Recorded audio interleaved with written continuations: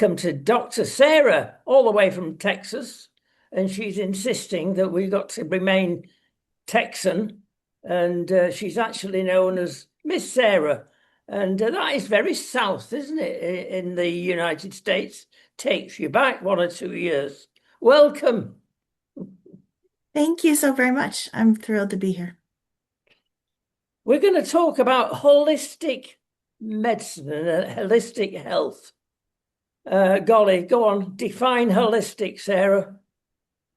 So in terms of health and wellness, holistic really means just taking the whole person or the whole body into account. So it's not just, it's not just how, how tall you are and how much you weigh. It's really all of your metabolic systems, but it's also your mental, physical, and emotional needs because they all play into your health and wellness.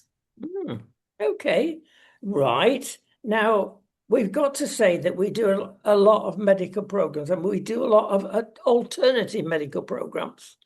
And some of the doctors are fantastic. In fact, my own doctor here, who is a surgeon, uh, turned around one day and said, I'm fed up of cutting things off people. I want to put some tablets in them as an example. And he changed completely. Is that what happened to you in any way? So, yes and no. I have always loved health and wellness. It's just always really made sense to me. My great grandfather was a doctor. I've had, grandparents, like, great aunts and uncles, all of whom were in the medical field. Most recently, my mom. And it's just, I've always been, a person who likes to help people and make them feel better. And I started out in specifically in like in holistic health, but then we had our second son, and he was born with an immune deficiency. And so very quickly it became apparent that traditional Western medicine was not going to be all that he needed. And so I just started to dig and started to study and really started to understand how medical practices from all around the world could really benefit everyone. And so I started studying, and it just kind of ballooned from there. There you go. Well, we've got some questions for you, and we're going to start off by vegan. That Oh, seems yes. to be the in thing. It's been only going for about 10 years, but everybody's jumped on the cart, it seemed. Is it healthy or not? So, veganism is absolutely celebrated as the gold standard of eating. In some cases, the reputation is definitely well deserved, but it's a little bit more complicated than that. So it really comes down to whether the vegan diet has been well planned or thoughtfully planned. It's vegan diets can be very rich in like fibers and antioxidants and legumes, fruits, vegetables, seeds. But the problem is that veganism is actually it's really an exclusionary category, right? It tells you what you're not eating, which is animal byproducts. So just by a vegan definition, like French fries or, frosted flakes or any sort of, cookies or candies or refined foods technically are vegan because they don't have animal byproducts. So, um, I, I definitely encourage people to eat well, right? Like if veganism is, their dietary, their diet of choice, I'll say, as long as it's really appropriately planned, and that you're getting, adequate, goodness, fibers, proteins, essential fatty acids, minerals, all those things, then it can be amazingly good, especially for cardiovascular health. I was put on a vegan diet some years ago for a short time. I'm Mhm. glad it was only a short time, and people used to come up to me and say, "Oh, how do you know what to eat?" And I said, "Oh, it's simple. If it tastes like cardboard, it's good for you, and that is vegan." Is that a fair thing to say? It really depends on who is sitting down with you to like help you understand the diet and really, just making sure that the meals are something that would appeal to you. This was, later in my wellness career, this is really kind of where I settled in, in the functional medicine and the natural medicine realm because if you sit down with a person and really figure out like what their body needs and make sure that they're getting all of the nutrients that they need, it can absolutely be healthy. And just because it's vegan, it doesn't have to it doesn't have to taste like cardboard. But it's a sweet spot. And I don't know a lot of vegans that do it really well. I know some that do it brilliantly.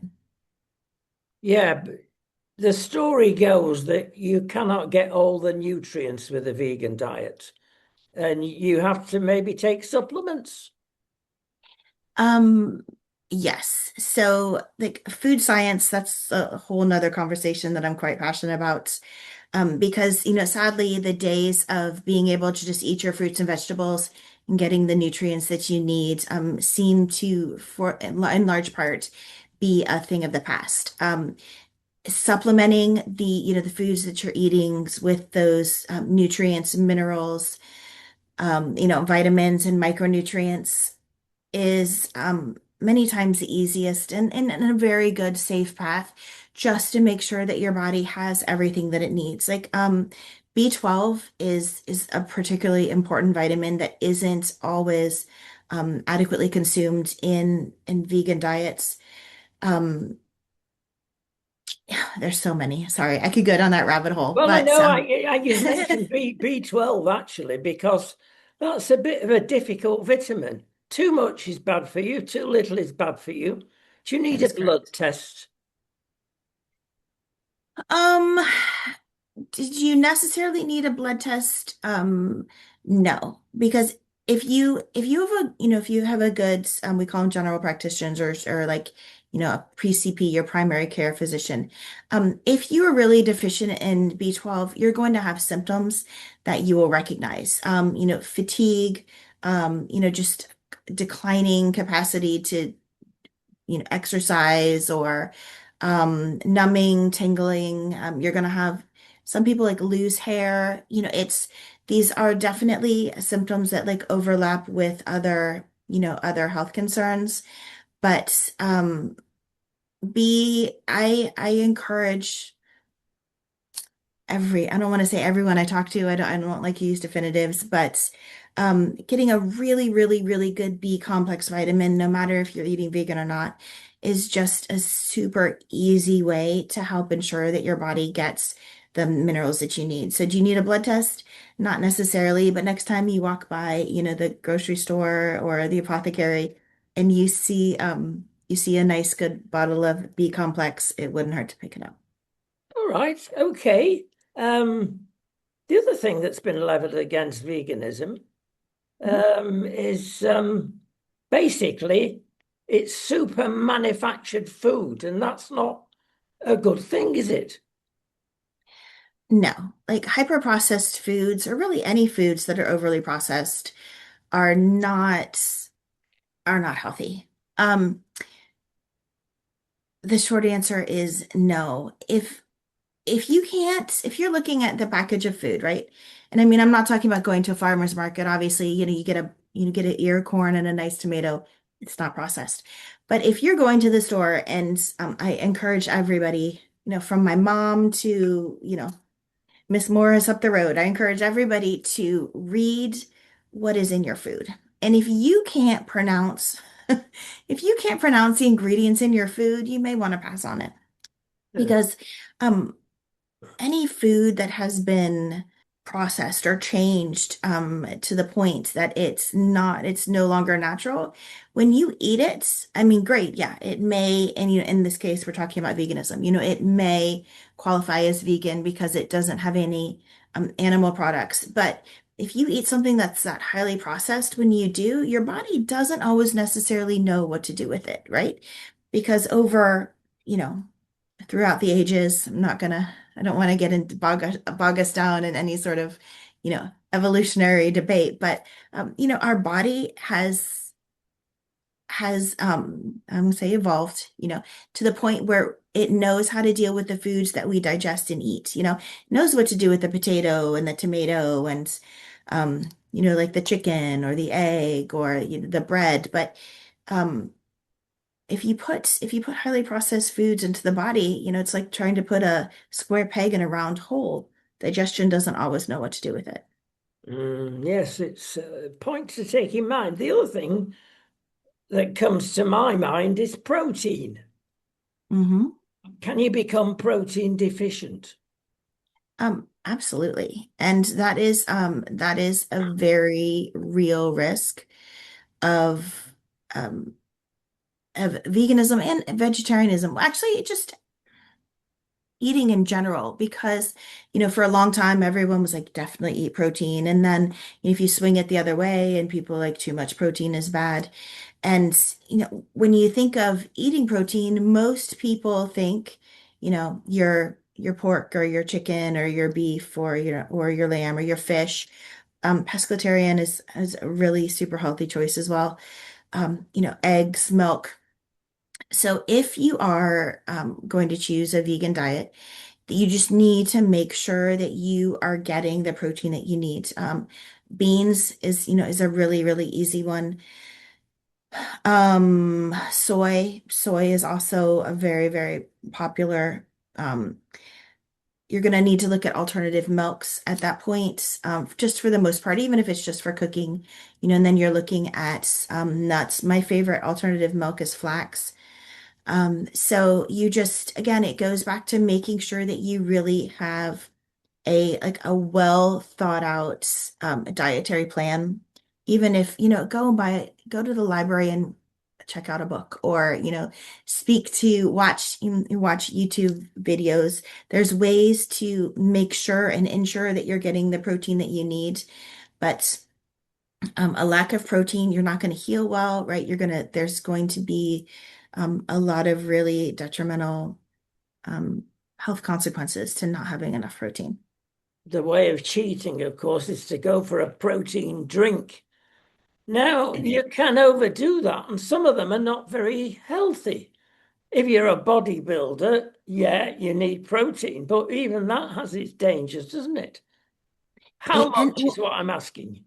how much is too much? Yes, Um, that is a good question. So, and too much of anything is never good. Um, for like it would depend. Like my daughter came into dinner the other night. She's like, "Oh, I need to go to the store and get some creatine." And I was like, "What? You're you're 16 years old. I don't necessarily know that you need to go get some creatine." Um, Protein powders can be like they can be amazing, especially if you're exercising, if you're a bodybuilder, or even if you're a mom like me with a gaggle of kids and you've got to like, sprint out the door. Making a protein shake in the morning is a really healthy way to go. Um, but there's a couple of things that you need to also consider when you're guzzling down that protein shake.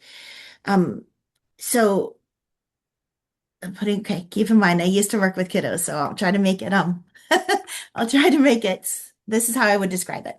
Okay, so you're gobbling down all the building blocks in the morning, right? But then your body needs the other components to put it together. It's like eating a bunch of Legos. Then you need to be able to click them together so that you have your structure. And you can't just eat protein and be healthy.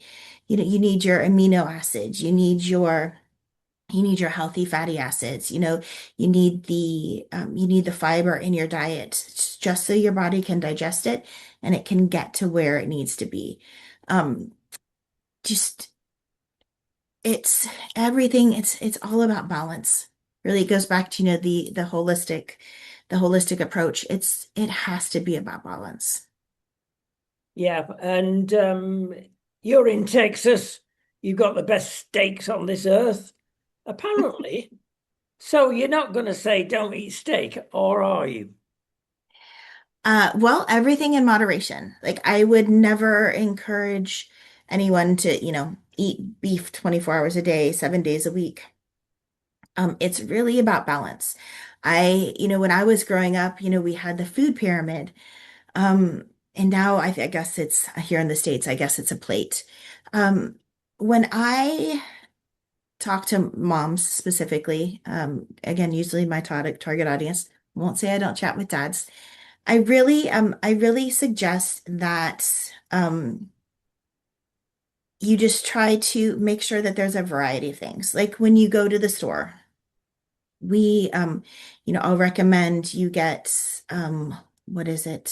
5, 4, 3, 2, 1. So five different fruits and vegetables. Like, no, five vegetables, I'm sorry. Four fruits, three proteins, two breads, and then one dessert. Super easy. Oh, I can't believe I messed that up. I'm so sorry. Super easy way to go shopping, because we are all very maybe not all of us, I am, guilty of just buying a bunch of things that we don't need at the store. But if you make sure that what you're buying is, vegetable forward and fruit forward, again, I do five vegetables, four fruits, three proteins, two breads, and then one dessert. Especially, I don't know if you guys have big box stores like, Costco, or we have BJ's.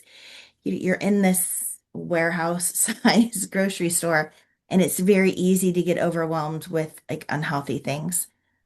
So that's how I shop. The other thing that I really recommend is just kind of stay on the outside of the grocery stores. Again, I don't know how your grocery store is set up, but if you stay on the outside, right, you have your fresh breads, you're going to have your meats, you're going to have your vegetables. And then, in the back, you're going to have your dairy. And so you stay out of all of the lanes with the overly processed foods. And in the meat section, you have a lot of options. So I wouldn't recommend steak every day.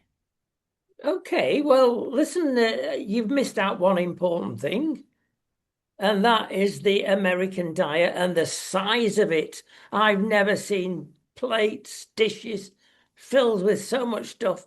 That must come into it. Why don't you eat normal portions? That'll help no end, wouldn't it? Portion size is key. Not only it's what you eat, it's how much you eat. And yes, it is just a massive amount of food. Even if you like, so, okay, I live in Texas, right? We have a lot of Tex-Mex. If I took just a normal serving and cut it in half, that would probably be closer to just a normal serving size. Um, there's, I've thought about this quite a lot. Um, First of all, I think in many cases, like growing up, right? My mom always told me I had to clear my plates, right? So somewhere in the back, I mean, that was a long time ago, but somewhere in the back of my mind, I still hear, like you're not getting up from that chair until you eat everything. And so as Americans, we look at the plate and we're like, game on, tuck in our napkin and we just start eating.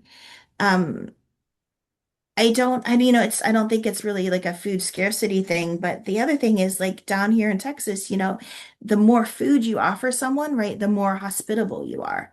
Whether, you're the grandma, sit down and eat, or, you're just, friend, you just, even like a church, welcoming friends in for dinner, the amount of food that you have available, right, is an indication of, hospitality and, even in some cases, like my grandma, like how much you care for me, right? Like I'm gonna make you food, I'm gonna make you sugary sweets, I'm gonna make you, tapioca pudding. So we use food a lot as just a sign of hospitality and how much we care for a person.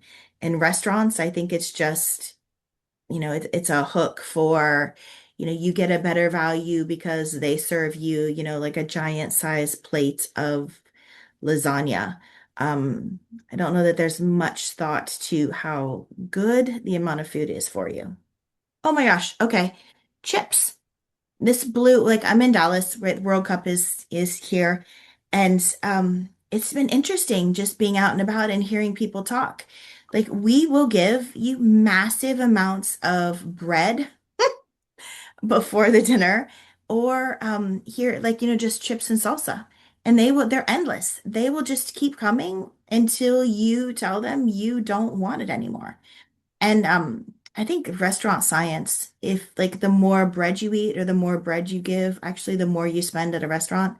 I don't know if that is true, but no, they will entice you with chips and salsa until you have to be rolled out of the restaurant. In Texas, will they allow you to share a dish? Oh, absolutely. Some Absolutely. restaurants and some states don't. This is common in Spain where we are. It's Mhm, called compartir, it's sharing, and mhm. it's normal. If you're older, it's a good idea, isn't it? Because it can become overfacing a big plate. It absolutely can. So back to, our favorites, Tex-Mex restaurant. Just the fajita size. I mean, it's bigger than my face, right? Like the plate may actually be as wide as my shoulders. And I can't eat it. And I've got two teenage sons, and I split one with them. I'll have just like, two or three small tacos and they'll plow through the rest. So no, we do share. If you are here in Texas, don't be afraid to share a dish and just ask for an extra plate. Um, you're not going to go hungry anyway because they'll fill you up on the chips and salsa. So um, Yeah. Diet's got to be personalized, hasn't it? Everybody is different. And if you get a client coming to see you, um, well, the first thing is to look at them, medics tell me. And you can Mhm. see so much by the pallor of their skin, their eyes. Is this what Mhm. happens? In our practice, absolutely. So if you were coming to see me, right, I don't diagnose. I am a PhD, I am not an MD. So I work with an amazing team, and a medical doctor. So a majority of the time, if you're coming to see me, it's because you have a diagnosis or there is there's something long term that's really ailing you. And when you make an appointment with me, I will send you a 32-page questionnaire with so many questions, many of which you wouldn't even think, had anything to do with being treated holistically. But like what type of foods do you crave? Do you crave sugary foods? Do you crave salty foods? How do you feel when you wake up in the morning? How is your sleeping? How does it feel when you walk? How much do you exercise? Like I really try to cover every aspect. And then we'll sit down and talk about, what you eat, how often you eat. In cases where there is a question, we have a hair test. Actually, it's out of the UK. They're amazing. I don't like poking little kids with needles, right? So we'll grab a little bit of hair, cut it off. I don't grab it, obviously. And send it out to get an idea of much, food allergies or food sensitivities. Because many times, if a child is not many times, sometimes if a child is avoiding a food, like broccoli, for instance, is not one of those foods, but there may be, an allergy or just a digestive sensitivity. And then with all of that information, we will sit down and figure out, what foods to avoid, what foods may be missing from the diet. And then I will help them figure out really how to eat, what to eat. And more importantly, especially for busy parents, because everything moves so fast, is just sit down with them and show them where not only they can find resources, but there's so many amazing AIs, just sit down and try to get them moving with simple recipes that they can add nutrients into. Now the other side of that, and I may be preemptive here, there are tests. There are also actually it's a hair test to determine, especially with adults, absorption rates and minerals, nutrients, and micronutrients deficiencies. Because going back to your question of earlier, many times you can even try to eat well, but you're still missing something from your diet. And then in those cases, just helping a person understand what's an iron-rich food. Easiest one that comes to mind, right, is spinach. So depends on the need of the patient, but making sure that they're eating well or getting the nutrients that they need is important. And with kids, it's sneaking in nutrients where you wouldn't think of it, like pureeing vegetables and mixing it into a spaghetti sauce. I've never had a parent come back and say, my kid knew that I I pureed carrot and put it in their spaghetti. No. It's sometimes parents have got to be, pretty cunning to make sure the kids eat well. And it's so important, isn't it? Diet and what we can eat, what we can't. It's Hmm. always been for millennium. Come on, it's a family, a neighborly thing to do, and Hmm. it's so important. So thank you so much for today. We've scratched the surface. We're coming back, and I'm going to let a secret out now. And I didn't think she'd take me up on the challenge. Sarah and I know each other for quite a while, and we spend a lot of time on Zoom. And one day I said, I'm into protein. I've been told to eat lots of fried eggs. And I said, you have got some fried eggs on that dress, Sarah. And she's worn it specially for me today. I'm being absolutely rude and personal, but at a certain angle, they look like fried eggs. Congratulations, that's a brilliant dress and a good advert for protein. Thank you. It's actually really quite comfortable. I always feel, I don't know, a little bad being like super comfortable, but like, still looking nice. So this is one of those She's times been it's polite. She comfy. won't talk to me ever again. Yes, she will. Next time we get her on the program with a different subject. Thank you so much, Sarah. It's been an absolute pleasure. Thank you for thinking of me. This has been fun.